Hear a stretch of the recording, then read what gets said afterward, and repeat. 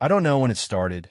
Maybe that afternoon in the kitchen, when the light was falling in that soft, dusty way and his voice sounded quieter than usual.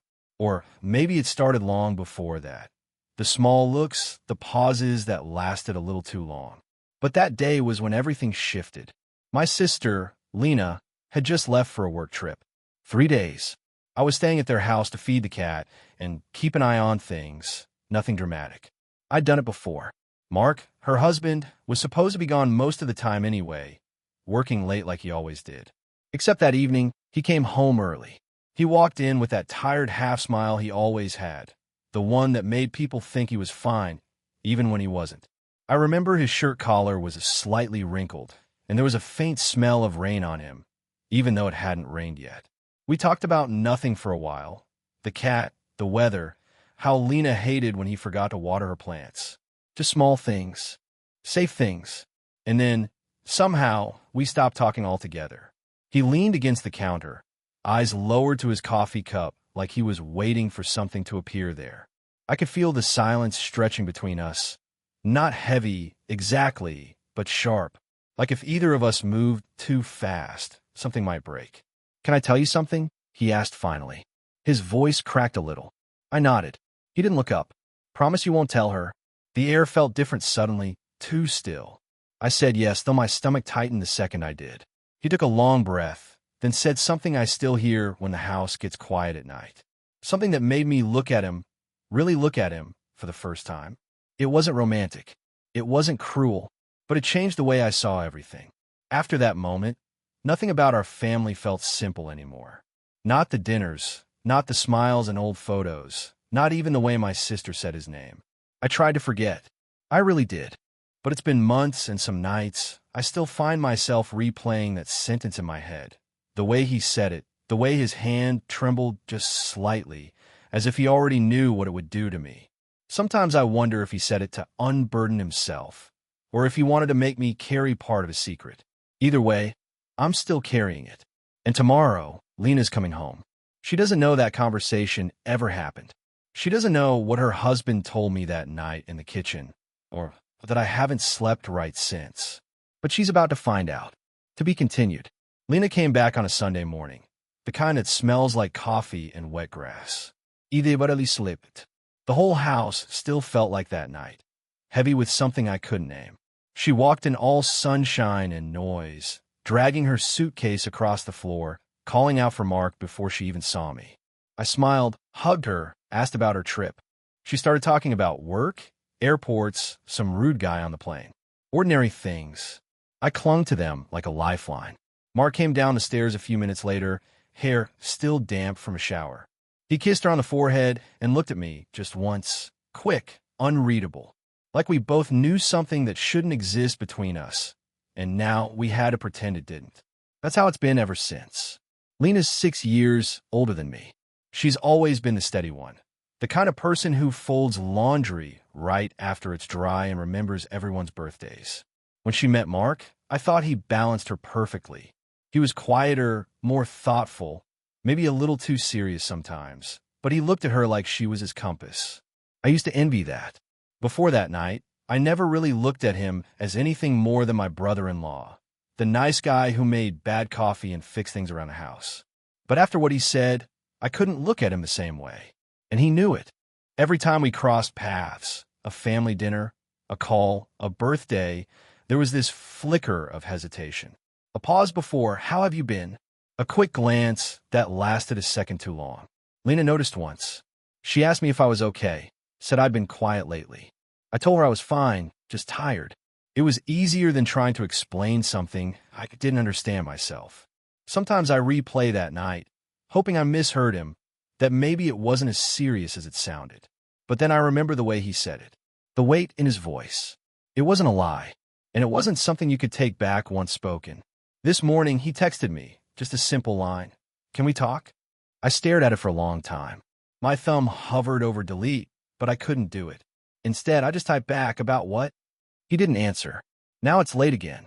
Lena's asleep upstairs, and the house feels like it's waiting, like it remembers that night as clearly as I do. The secret hasn't gone anywhere. It's just quieter. For now. To be continued. Mark didn't answer that night, or the next morning. For a while, I tried to convince myself I was good, that silence meant whatever he'd said was fading into the past where it belonged. But by Tuesday, he showed up at my apartment. No text, no warning, just a knock. It was raining hard, the kind that makes everything smell like metal and damp earth. I opened the door, and there he was, hair dripping, eyes restless like he'd been standing there too long. "Can we talk now?" he asked. My first instinct was to close the door, but something about the way he said it, low, almost pleading, made me step aside. He didn't sit. He just stood by the window, watching the streetlights blur through the rain. "I shouldn't have said what I said that night," he started. "It wasn't fair to you." My chest tightened. "Then why did you?" He turned then, and I could see the exhaustion in his face, not from lack of sleep, but from something heavier. Because I didn't know what else to do. It was eating me alive. There was a long pause. I waited for him to say it again, the thing that had kept me awake for months, but he didn't. He looked like he wanted to, though, like he still needed me to carry part of it. Instead, he said, "Lena's been asking questions." That made me look up fast. "About what?" He hesitated, rubbing his temple. "About us. She thinks something's different. She feels it." The room went too quiet. The hum of the rain filled the spaces where our words should have been. "Mark," I whispered, "we haven't done anything." "I know," he said, "but sometimes what people feel matters more than what actually happened." I didn't know what to say to that. He was right, and that terrified me. He finally sat down, head in his hands. "I keep trying to fix things with her, but I can't stop thinking about that night. About what I told you. I shouldn't have dragged you into this." I crossed my arms, trying to stay steady. "Then stop. Let's both stop pretending we can fix it by talking about it more." He looked at me then, really looked, and for a second I thought he might apologize. But instead, he said quietly, "You think it's that simple?" Before I could answer, my phone buzzed on the table. "Lena, a text. Hey, are you with Mark?" I froze. He saw the screen, went pale. Outside, the rain hit harder against the glass, like the world was knocking to. To be continued. The moment I saw Lena's name on the screen, my breath caught. Mark's eyes met mine, both of us frozen, like kids caught doing something we couldn't explain. "She's home early," he said quietly. "How do you know?" He glanced at the clock. "She always texts before walking in. She's probably already outside." We just stood there, rain hammering the windows, the air thick with something unspoken. I didn't know whether to panic or laugh at how absurd it all felt. But then another text came through. "Please answer. I need to talk to you." My hands were trembling. "Mark, you should go." He hesitated. "If I leave now, it'll look worse. Worse than this." I snapped, pointing at the door. "She already thinks something's off." He exhaled, rubbing his face. "You're right. I'll go." He moved toward the door, but stopped halfway, turning back to me. "You believe me, don't you? That I never meant to hurt anyone?" I couldn't answer. Not because I didn't believe him, but because I wasn't sure what I believed anymore. He waited a second longer, then left. The door clicked shut, and just like that, the house felt emptier than before.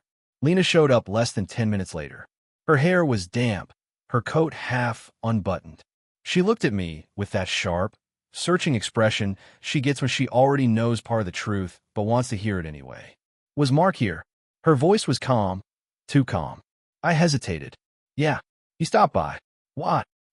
"He said he needed to talk." "About what?" I swallowed hard. "Work stuff, I think." She didn't believe me. I could tell by the way she blinked, slow, like she was weighing whether to push or back off. Finally, she said, "You're not good at lying." That one stung more than I expected. Lena sat down at the edge of the couch, her eyes distant. "He's been different lately," she said softly. Quiet. Forgetful. I thought maybe it was me. I wanted to tell her everything, but my throat wouldn't work. How could I? How could I explain what he'd said that night? The confession that had changed everything, without destroying them both. "I'm just tired," I said instead. She nodded, but her gaze stayed on me for a long time. Then she whispered, almost to herself, "Something happened. I can feel it."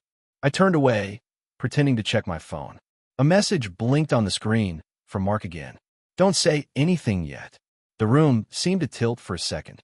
Lena's eyes flicked to the phone in my hand. "What was that?" she asked. I didn't answer. The rain had stopped outside, but somehow the silence felt louder than before. To be continued. I didn't answer her.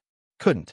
The air between us felt like glass, thin, fragile, ready to break if either of us breathed too hard. Lena's eyes moved from my face to the phone still in my hand. Was that Mark? Her voice wasn't angry. Not yet. Just careful. Controlled. The kind of calm that comes before something cracks. I turned the screen over, setting on the table. It's nothing. She gave a small, humorless laugh. You really think I don't notice things?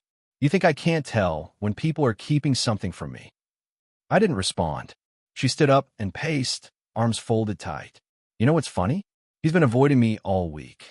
Leaving early, coming home late. And now I find out he's been here, with you. Her voice broke a little on that last word. Before I could say anything, the front door opened. Mark. He froze the second he saw us. Lena standing there, me by the table, both of us startled and silent. The look that passed between them was enough to make my stomach twist.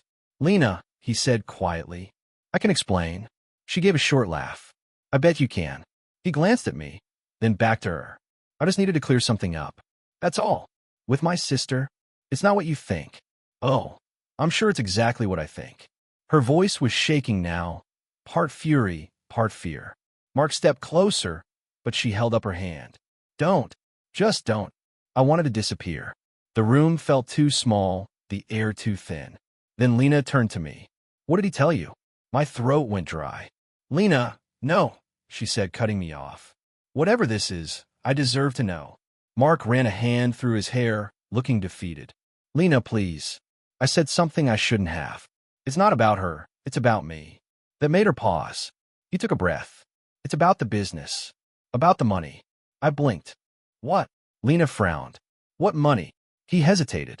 The investment, the one I told you fell through last year. It didn't. I pulled the money out myself. I was trying to fix it before you found out, and that night, he looked at me, ashamed. I told her by accident. I just needed to tell someone. Lena's face went pale. You hid that from me. I didn't mean to, he said. I thought I could make it right. She turned away, tears gathering in her eyes. You lied to me, Mark. For a year. I could feel my pulse pounding. I've been holding this secret for months, not knowing it was this, not realizing how deep it ran. Lena shook her head slowly. You both kept this from me. Lena, please no, she said, voice trembling. I can't even look at either of you right now. She grabbed her keys and left before either of us could stop her. The sound of the door, closing, echoed like a final word. Mark sank into a chair, head in his hands. I told you it would ruin everything, he whispered. And for the first time, I believed him. To be continued. The silence after Lena left felt endless. The rain had stopped, but the air still carried that storm smell, metal, dust, and something raw. Mark sat at the table, staring at his hands. I didn't know what to do with mine. Everything felt wrong. The house too quiet, the light too harsh. She'll come back, I said finally, though I wasn't sure I believed it. He didn't look up. You don't understand. She's not the kind of person who forgets. Once you break her trust, that's it. I wanted to tell him he was wrong, that Lena loved harder than anyone I knew, but the words wouldn't come. Instead, I said, you should go after her. He shook his head. If I go now, she won't listen. She'll just think I'm trying to fix it for the wrong reasons. His voice was quiet, but there was something final in it, a kind of surrender that scared me. For a moment, I saw the man Lena fell in love with, the steady, gentle one who never raised his voice, who believed everything could be solved with honesty. Somewhere along the way, he'd lost that version of himself. And maybe I had too. I walked to the window, watching the street where Lena's car had disappeared. My chest ached with the weight of everything unsaid. You should have told her the truth that night, I whispered. I know. He stood, slowly like it hurt. I thought telling you would make it easier to tell her later, but it just made it worse. Then he did something that caught me off guard. He smiled. A sad, tired smile. You were the only one who ever really listened. That single line, soft, genuine, exhausted, was the moment I finally understood what he'd meant that night in the kitchen. He hadn't been confessing love or guilt.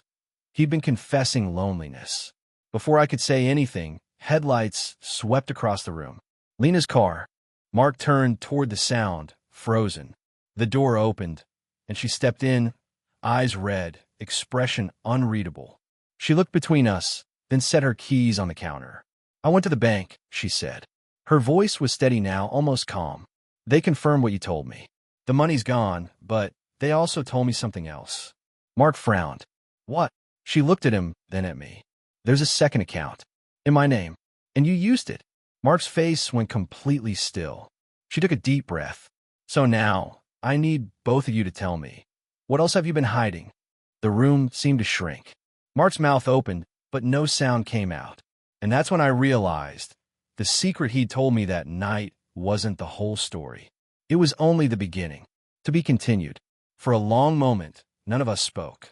The only sound was the faint hum of the refrigerator and the steady ticking of the clock, 1 second at a time, pulling us closer to a truth none of us wanted to face. Mark looked pale, almost hollow. Lena, I didn't touch that second account. I swear. But she just watched him, arms folded tight across her chest. Then who did? He glanced at me, and I felt my stomach drop. Don't look at her, Lena said sharply. You're the one who lied to me. I didn't, he said, his voice trembling now. The account was supposed to be closed when we changed banks. I must have signed something wrong. I didn't even know it still existed. Lena didn't move. Her face was unreadable, but her eyes were full, not just with anger, but disappointment. The kind that hurts worse. I took a breath and stepped forward. Lena, I didn't know about the money. Not until tonight. She looked at me for a long time, the way you look at someone you thought you knew completely. I want to believe you, she said finally. Both of you. But I don't even know what to believe anymore. None of us did. Mark sat down, shoulders slumped. You don't have to forgive me, he said softly. Just know that I was trying to protect us, badly, maybe, but that's all it ever was. The words hung in the air, fragile and tired. Lena's eyes softened just a little. I'm not sure I can forgive you, she said, but I can try to understand. That was the first real truth spoken in that house in months. It's been half a year since that night. They're still together, working through it slowly. I see them sometimes sitting close but quiet, rebuilding in small ways.